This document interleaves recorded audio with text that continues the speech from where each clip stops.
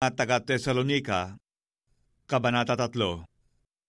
Kaya't nang hindi na kami mga katiis, ay minagaling naming maiwang nangag-iisa sa Atenas, at aming sinugo si Timoteo, na aming kapatid at ministro ng Diyos sa Ebanghelyo ni Kristo, upang kayo'y kanyang patibayin at aliwin tungkol sa inyong pananampalataya, upang ang sinumay huwag mabagabag sa pamamagitan ng mga kapighatiang ito, sapagkat kayo rin ang nangakaalam na itinalaga kami sa bagay na ito. Sapagkat sa katotohanan, nang kami ay kasama ninyo, ay aming sinabi ng una sa inyo na kami ay mga babata ng kapighatian, gaya nga na nangyari at nalalaman ninyo. Dahil dito naman, nang hindi ko na matiis pa, ako'y nagsugo upang matalastas ko ang inyong pananampalataya. Baka sa anumang paraan, kayo'y nangatukso ng manunukso, at ang aming pagpapagal ay mawala ng kabuluhan. Datapwat, nang si Timoteo ay dumating sa amin ngayon na buhat sa inyo, at nagdala sa amin ng mabubuting balita tungkol sa inyong pananampalataya at pag-ibig.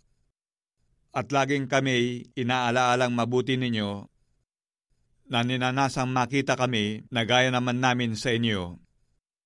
Dahil dito'y nangaaliw kami, mga kapatid, tungkol sa inyo sa pamamagitan ng inyong pananampalataya sa lahat naming kagipitan at kapighatian, sapagkat ngayon ay nangabubuhay kami kung kayo'y nangamamalaging matibay sa Panginoon.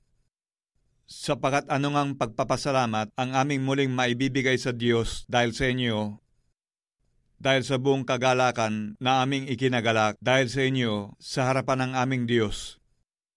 Gabit araw ay idinadalangin naming buong ningas na aming makita ang inyong mukha at aming malubos ang inyong pananampalataya.